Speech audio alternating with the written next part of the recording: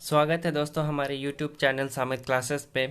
और ये हमारा वीडियो सीरीज चल रहा है previous year questions of UGC net paper 2 forensic science का।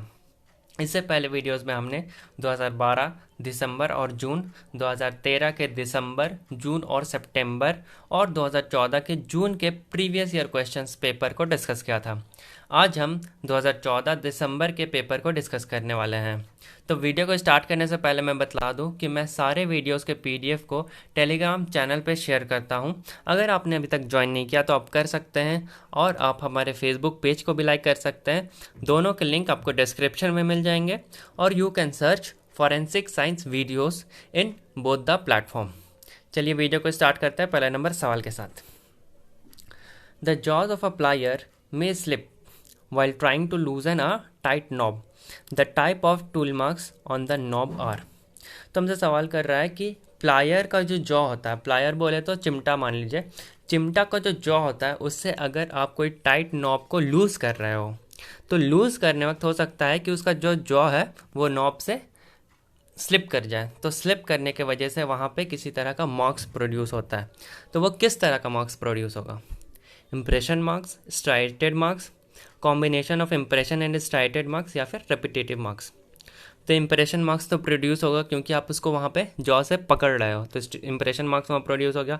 स्ट्राइटेड मार्क्स प्रोड्यूस हो सकता है जब लूज़ करने वक्त अगर वो जॉ नॉब से स्लिप कर गया तो वहाँ पे भी स्ट्राइटेड मार्क्स आपको देखने को मिल सकता है। तो ऑप्शन नंबर सी यहाँ पे सही हो जाएगा, combination of impression and striated marks.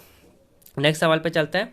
In matching and comparing layers of two paint samples which of the following is of great value.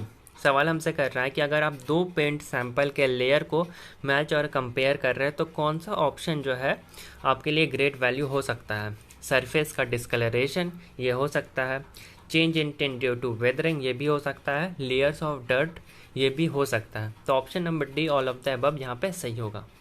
Next question पे चलते हैं। The spacing in between the striations caused by a tool having thin cutting edge change with. सवाल हमसे कर रहा है कि जो स्पेसिंग होता है स्ट्राइशन मार्क्स के बीच में, अगर वो स्पेसिंग किसी टूल से किया गया हो जिसका जो कटिंग एज है वो बहुत ही ज़्यादा थिन है, तो जो spacing in between the striation है वो कैसे चेंज करेगा, वो किस पे डिपेंड करेगा? Option A, nature of teeth on the tool, tool के टीथ का क्या नेचर है उससे पे चेंज करेगा, एंगल ऑफ टिल्ट या फिर एंगल ऑफ प्रोग्रेशन पे चेंज करेगा, या फिर relative hardness of tool and surface पे चेंज करेगा। तो ए बी सी तो नहीं होगा, ऑप्शन नंबर डी यहाँ पे सही होगा। किस तरह का टूल का हार्डनेस है और सरफेस है उस पर डिपेंड करेगा, और उस पर स्पेसिंग जो है स्ट्राइशन मार्क्स के बीच का वो डिपेंड करेगा। तो ऑप्शन नंबर डी यहाँ पे सही हो जाएगा। नेक्स्ट क्वेश्चन पे चलते हैं। India ink was invented in which of the following countries. तो इंडियन इंक का अगर आप हिस्ट्री पढ़ेंगे तो वो सबसे पहले चाइना पे प्रोड्यूस हुआ था। तो ऑप्शन नंबर सी सही हो जाएगा यहाँ पे, वो चाइना से इन्वेंट हो गया इंडियन इंक। नेक्स्ट है adding boron to molten glass. अगर आप बोरोन को मोल्टेन ग्लास पे डालते हैं तो क्या इफेक्ट होता है? Makes it more stable to rift temperature, gives a greenish tint to the glass, makes the glass more liquid like so that it flows, has no effect on glass। तो option number यहाँ A सही हो जाएगा, make it more stable to rapid temperature changes, instead of this it provide strong chemical durability to the glass. तो इन सब characteristic के वजह से लैब इक्विपमेंट्स में ज़्यादातर बोरोसिलिकेट ग्लास यूज़ होता है, कुकवेयर में यूज़ होता है, और ज़्यादा से ज़्यादा हाई क्वालिटी प्रोडक्ट्स बनाने में भी बोरोसिलिकेट ग्लास यूज़ हो सकता है। ठीक है, तो ऑप्शन नंबर ए यहाँ पे सही होगा। Next question, scatole is a characteristic order of urine, faeces, saliva, semen. Option number B faeces यहाँ पे सही हो जाएगा। फीसेस क्या होता है? Faeces are the waste matter remaining after food has been digested. ठीक है, नेक्स्ट क्वेश्चन पे चलते हैं। Which part of the hair is used for DNA typing to establish identity? कौन सा पार्ट हेयर का डीएनए टाइपिंग में यूज़ होता है ताकि आइडेंटिटी इस्टेब्लिश हम कर सकें? क्यूटिकल और मेड्यूला यूज़ नहीं होता है। क्यूटिकल, कॉर्टेक्स, मेड्यूला ये तो हेयर का लेयर होता है। रूट्स में क्या होता है? हमारा हेयर फॉलिकल होता है, उसी से हम डीएनए टाइपिंग करते हैं। तो ऑप्शन नंबर ए यहाँ पे सही हो जाएगा। नेक्स्ट क्वेश्चन पे चलते हैं। Which of the following specific antibodies are produced when human serum is injected into animal.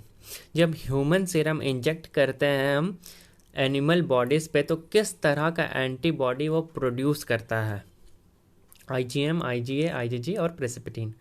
प्रेसिपिटीन तो टेस्ट हो गया इसका, और ऑप्शन नंबर सी IgG यहाँ पे सही होगा। IgG एंटीबॉडीज प्रोड्यूस करता है एनिमल जब हम उस पर ह्यूमन सीरम इंजेक्ट करते हैं, याद रखना है आपको। नेक्स्ट क्वेश्चन पे चलते हैं। Question number 9, when hair follicles reach the top of the skin the outer layer begins to harden into. Outer layer begins to harden into keratin. Keratin protein होता है एयर में। ऑप्शन नंबर बी यहाँ पे सही हो जाएगा। Next question पे चलता है। In soaking method the seminal stain is cut and soaked into. Soaking method में सिमाइनल स्टेन को हम कट करते हैं और सोक किस पे करते हैं? मिलीक्यू वाटर पे करते हैं। Option number B MQ water यहाँ पे सही हो जाएगा। नेक्स्ट क्वेश्चन पे चलते हैं। The term NCR in question document examination stands for which of the following? No copy required, no carbon required, no comparison required या फिर नो क्रॉसिंग रिक्वायर्ड। तो क्वेश्चन डॉक्यूमेंट आपने अगर पढ़ा होगा तो ये भी पढ़ा होगा। ऑप्शन नंबर बी यहाँ पे सही हो जाएगा, नो कार्बन रिक्वायर्ड।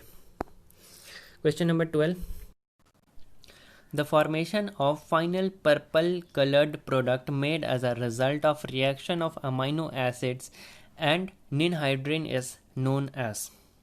तो सवाल हमसे ये कर रहा है कि जब निनहाइड्रिन मेथड हम यूज़ करते हैं तो वो रिएक्ट करता है अमाइनो एसिड के साथ, और अमाइनो एसिड के साथ रिएक्ट करने के बाद वो एक final purple coloured product form करता है। तो उस फाइनल पर्पल कलर्ड का प्रोडक्ट का नाम क्या है? ऑप्शन नंबर डी रूहेमान्स पर्पल यहाँ पे सही हो जाएगा। अपने बैचलर्स या मास्टर में निनहाइड्रिन मेथड तो यूज़ किया ही होगा, तो ये आंसर आपको पता होना चाहिए। ठीक है, नेक्स्ट क्वेश्चन पे चलते हैं। Ninhydrin method is used to develop latent fingerprint on porous surface like paper but not preferred when paper has writing with ball point pen inks due to which of the following reasons। सवाल हमसे कर रहा है कि ninhydrin method preferred method है latent finger develop करने के लिए पूरा सरफेस पे जैसे कि पेपर, बट अगर पेपर पे बॉल पॉइंट पेन इंक से कुछ लिखा हुआ है तो उस पर हम निनहाइड्रिन मेथड नहीं लगा सकते हैं। किस वजह से? It bleaches writing, it bleeds writing, changes colour of writing या फिर none of the above.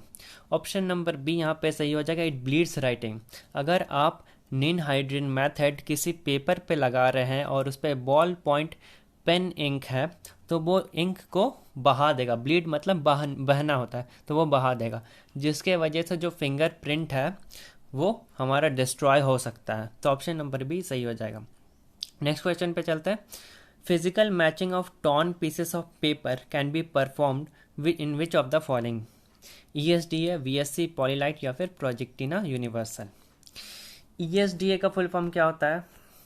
Electrostatic detection apparatus, जिसको फॉस्टर और फ्रीमैन ने दिया था, और ये हम कॉमनली यूज़ करते हैं क्वेश्चन डॉक्यूमेंट एग्जामिनेशन में टू रिवील इंडेंटेशंस और इम्प्रेशन इन द पेपर।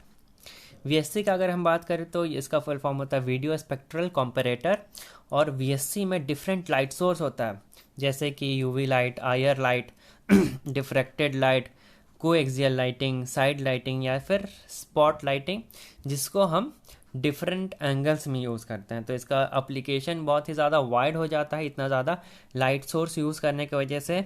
अगर हम एप्लीकेशन का बात करें तो it can detect multiple inks on a document, और अगर कोई पेपर में अल्टरेशन किसी भी तरह का किया हो तो उसको भी ये डिटेक्ट करने का इसके पास एबिलिटी होता है। काउंटरफिट का अगर कोई डॉक्यूमेंट आया तो उसको भी ये डिटेक्ट कर सकता है। कोवर्ट सिक्योरिटी फीचर्स जो नोट्स पे होते हैं, बैंक नोट्स या फिर पासपोर्ट, किसी भी तरह का डॉक्यूमेंट है तो कोवर्ट फीचर अगर उसमें है तो वो भी ये डिटेक्ट कर सकता है। और आप कोवर्ट सिक्योरिटी फीचर्स का बात करें तो अगर जैसे कि नींबू से हम पेपर पे लिखते थे पहले ज़माने पे, तो वो नॉर्मल लाइटिंग पे नहीं दिखता था, तो वो सब भी ये डिटेक्ट कर सकता है।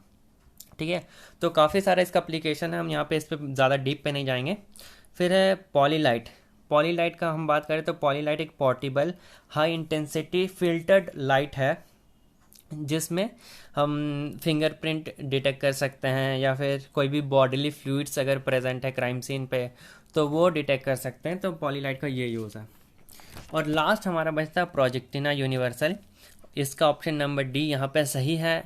प्रोजेक्टिना यूनिवर्सल का बात करें तो it is use to compare and examine surface detail on type written documents. High speed computer print outs में भी ये यूज़ होता है, फोटो कॉपीज़ या फिर fracture matches and mechanically produce document को कंपेयर और एग्जामिनेशन करने में ये यूज़ होता है। तो ऑप्शन नंबर डी यहाँ पे सही हो जाएगा। नेक्स्ट क्वेश्चन पे चलते हैं। Which of the following is the number of classes in which fingerprints can be classified with the help of primary classification? Fingerprint का अगर प्राइमरी क्लासिफिकेशन आपको आता होगा तो इसका आंसर भी आपको पता होगा। Option number A that is 1024 यहाँ पे सही हो जाएगा। नेक्स्ट है the length of the human foetus at full term is, कितना लेंथ होता है? 50 सेंटीमीटर्स। ऑप्शन नंबर सी यहाँ पे सही हो जाएगा। Next question, Barr and Bertram are associated with nuclear sexing, stature estimation, age estimation या फिर ब्रेन मैपिंग। स्टेचर, एज और ब्रेन यहाँ पे गलत है। न्यूक्लियर सेक्सिंग में हम बार और बर्ट्रम का यूज़ करते हैं। नेक्स्ट क्वेश्चन है Karl Pearson formula used in the determination of. Karl Pearson का क्वेश्चन पिछले ईयर्स में भी आ रखा है तो ऑप्शन नंबर सी यहाँ पे सही होगा। स्टेचर का एस्टिमेशन हम करते हैं कार्ल पियर्सन फार्मूला से। Next, the ratio of length and breadth of the skull helps in the determination of. Age, sex और स्टेचर यहाँ पे गलत है। ऑप्शन नंबर ए रेस सही होगा क्योंकि रेशियो हमसे पूछ रहा है कि रेशियो होना चाहिए लेंथ और ब्रेथ। अगर आपका स्कल का दिया हुआ है तो आप उससे क्या डिटरमाइन कर सकते हैं? स्टेचर हम नहीं डिटरमाइन कर सकते, उसमें हमको लेंथ का ज़रूरत होता है। सेक्स भी हम डिटरमाइन नहीं कर सकते हैं। अगर हमें स्कल मिला तो उससे हम सेक्स कैसे डिटरमाइन करेंगे? अगर स्कल का फीचर्स पता होगा तब तो मैंडिबल शेप, क्रेनियल मास या फिर तेज साइज या फिर मास्टोड का साइज ये सब पता होगा तब तो हम सेक्स डिटरमाइन कर सकते हैं। और एज भी डिटरमाइन नहीं कर सकते तो ऑप्शन नंबर ए यहाँ पे सही हो जाएगा। Next question, the time limit for examination in India is not later than 6 month, 6 year, 60 years. तो इंडिया में कोई भी लिमिटेशन नहीं है। ऑप्शन नंबर डी यहाँ पे सही है। बाकी सब कंट्री में लिमिटेशन है एग्जामिनेशन का बट इंडिया में अभी तक कोई ऐसा नियम नहीं है। Next question, match the following.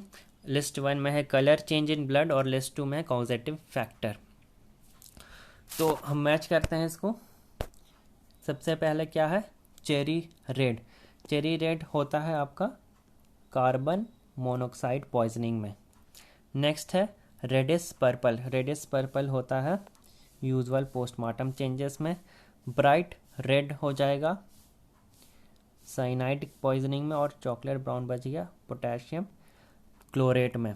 तो ऑप्शन नंबर डी यहाँ पे सही हो जाएगा। ठीक है, नेक्स्ट क्वेश्चन पे चलते हैं। Frontal sinus has unique structure in every individual, it is found in. Frontal sinus आप सबको पता होगा ये हमारा स्कल में प्रेजेंट होता है तो ऑप्शन नंबर सी सही हो जाएगा। Next question, positive identification can not be achieve through dental records. इससे हो सकता है, फिंगरप्रिंट से भी हो सकता है, डीएनए से भी हो सकता है। सोमेटोमेट्रिक से हम पॉजिटिव आइडेंटिफिकेशन नहीं कर सकते। सोमेटोमेट्री क्या होता है? Somatometry is the systematic technique to measure living body including head and face. हम एक सिस्टमैटिक स्टडी होता है जिसमें हम डिफरेंट बॉडी पार्ट्स को मेज़र करते हैं। तो इससे ये एक इंडिविजुअल का और दूसरा इंडिविजुअल का शायद मैच हो सकता है तो पॉजिटिव आइडेंटिफिकेशन यहाँ पे इस्टेब्लिश नहीं हो सकता है, बाकी दिनों से हो सकता है। Next question, which of the following is not the objective of forensic anthropology? Field recovery होता है, स्टैब्लिश अ बायोलॉजिकल प्रोफाइल ये भी हो सकता है, टू परफॉर्म ऑटोप्सी ये यहाँ पे नहीं होगा। फॉरेंसिक एंथ्रोपोलॉजिस्ट का ये काम नहीं होता है। और option number D, identify trauma relevant to the manner of death ये भी होगा। तो ऑप्शन नंबर सी यहाँ पे सही हो जाएगा। नेक्स्ट क्वेश्चन पे चलता है। विच of the following is not useful for determining personal identification from skeleton remains? कौन सा नहीं है? डेंटिशन, टैटू, बोन डिसऑर्डर या फिर सर्जिकल इम्प्लांट्स। टैटू नहीं होगा क्योंकि टैटू हम अपने स्केलेटन पे नहीं करवाते हैं। ठीक है, मेरे स्किन पे होता है वो, तो स्केलेटन पे तो नहीं जाएगा, हमारे हड्डियों पे तो नहीं जाएगा। ऑप्शन नंबर बी सही हो जाएगा। नेक्स्ट क्वेश्चन पे चलते हैं। The following percentage of cooking gas forms explosive mixture with air. 2 से 7% काफ़ी है, ऑप्शन नंबर ए सही हो जाएगा यहाँ पे। Next question, which of the following is permitted explosive, TNT, ANFO, RDX या फिर PETN। PETN यहाँ पे सही हो जाएगा।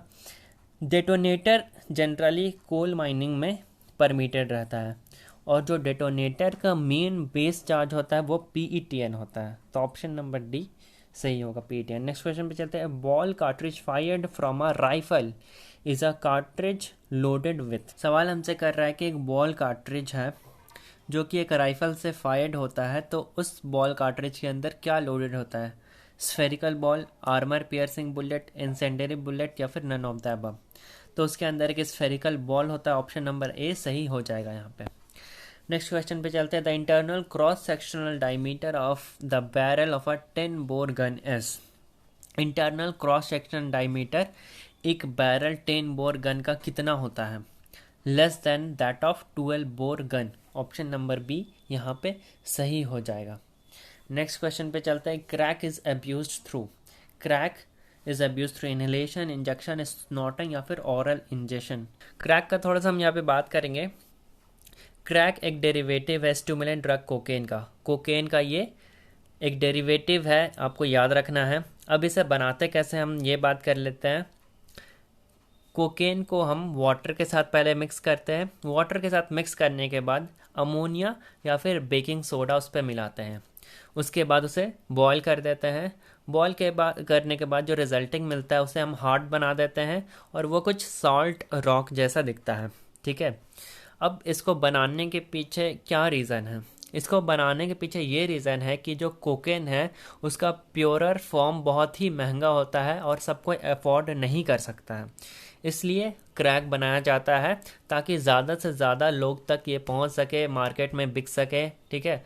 तो क्रैक जो है वो एक हाईली एडिक्टिव ड्रग है जो कि ज़्यादा महंगा नहीं पड़ता है कोकेन इतना, और ये बहुत ही इंटेंस फीलिंग प्रोवाइड कराता है यूफोरिया का। Euphoria is the state of excitement, ठीक है। 15-20 मिनट इसका नशा रहता है, उसके बाद धीरे धीरे ये स्लो होने लगता है।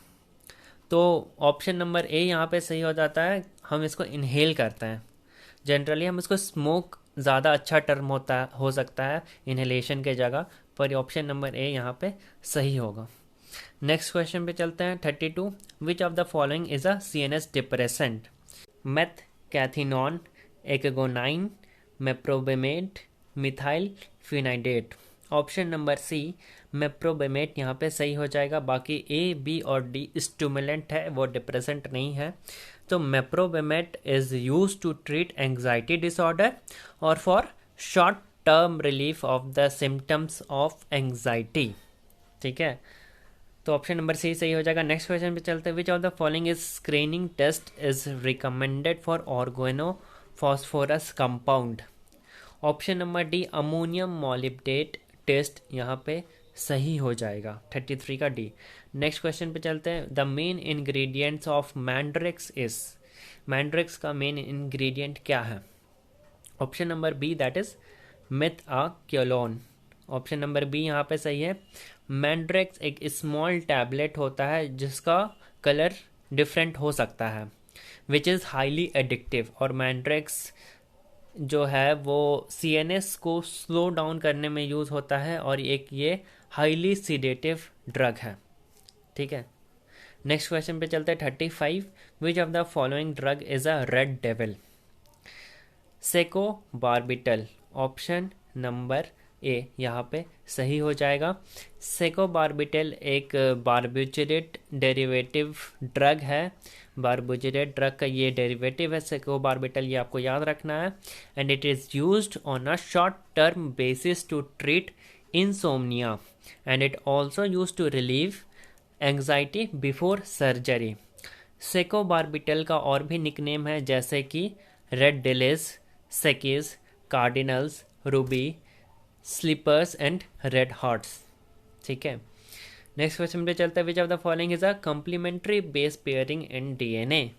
तो ये सबको पता है, option number C A, thymine equal to adenine. Next question पे चलते हैं। Restriction enzyme used in RFLP technique helps to. RFLP technique में रेस्ट्रिक्शन एंजाइम किसके लिए हेल्पफुल होता है? Option number C, cut DNA at a specific site. Option number C यहाँ पे सही हो जाएगा।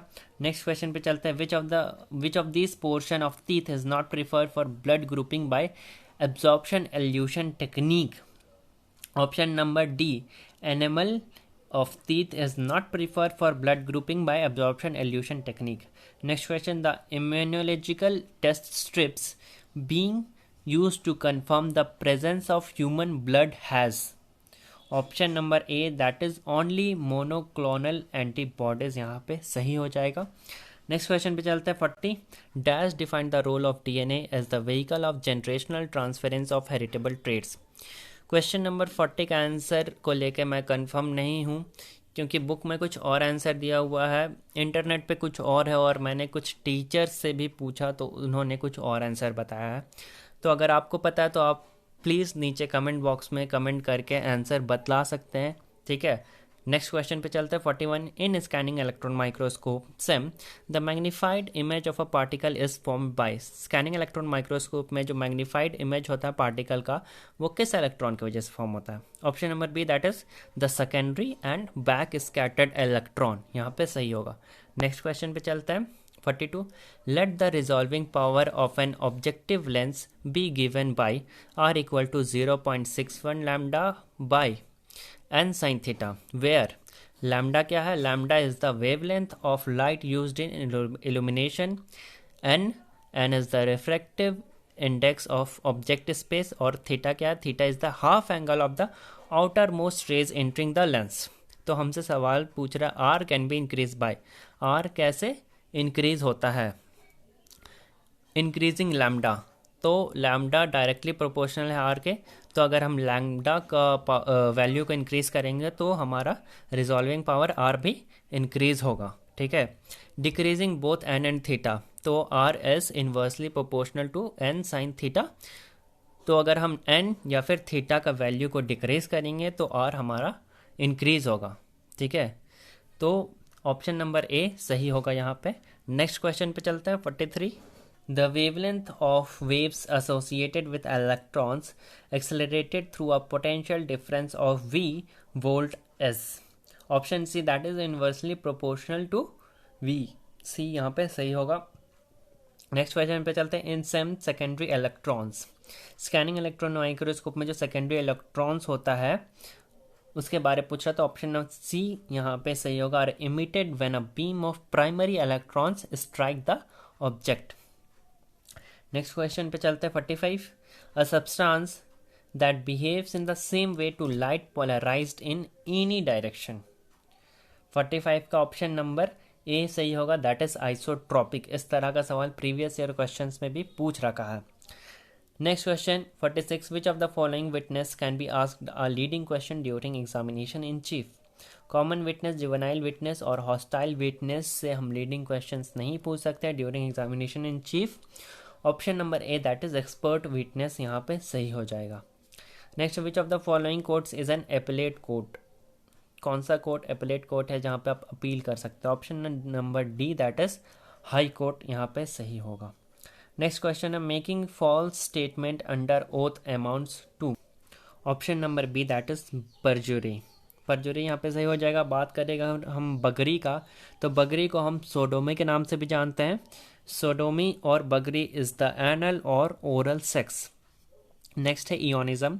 इयोनिज्म is the adoption of feminine mannerism, clothing etc by a male. अगर कोई मेल फेमिनिन मैनर को फॉलो करने लगता है, जैसे कि साड़ी पहनने लगता है या फिर सिंदूर लगाता है या लिपस्टिक लगाता है, तो उसे हम इयोनिज्म के नाम से जानते हैं। नेक्स्ट है deposition. Deposition is basically a process by which attorneys gather information for a case. Option number B यहाँ पे सही होगा, परजुरी। नेक्स्ट क्वेश्चन पे चलते हैं। DNA fingerprinting evidence in Indian court has been accepted as evidence under which of the following Indian evidence act. Option number A, that is section 45 of Indian evidence act, यहाँ पे सही हो जाएगा। Next और आज का लास्ट सवाल, question number 50, match the following है। लिस्ट 1 को आपको लिस्ट 2 के साथ मैच करना है। 376A ये किसके साथ मैच होगा? 1 intercourse by any hospital staff. Next है 376B, इसका हो जाएगा 3, that is intercourse by a public servant with a women in his custody. C का हो जाएगा 376C का हो जाएगा 4, intercourse by a man with his wife during separation. और 376 का डी का हो जाएगा 2, intercourse by jail superintendent of on inmates. तो 50 का हो जाएगा ऑप्शन नंबर डी। ठीक है, तो ये आज का हमारा लास्ट सवाल था। होप आपको वीडियो पसंद आया हो। पसंद आया तो इसे लाइक करना ना भूलें, और चैनल पर नए हैं तो सब्सक्राइब कर दे और अपने दोस्तों से ज़्यादा शेयर करें। क्योंकि देखो यार, मैं भी तो नॉलेज शेयर ही कर रहा हूँ। नॉलेज जितना शेयर करोगे उतना ही बढ़ेगा। ठीक है, तो ज़्यादा से ज़्यादा शेयर करो। एक तो फॉरेंसिक का इतना कम लोग हैं, आप ज़्यादा से ज़्यादा शेयर करेंगे तो उतना व्यू बढ़ेगा, और व्यू बढ़ेगा तो मुझे प्रोत्साहन मिलेगा, तो मैं ज़्यादा जल्दी वीडियोज़ आपके लिए लाया करूँगा। Thank you for watching.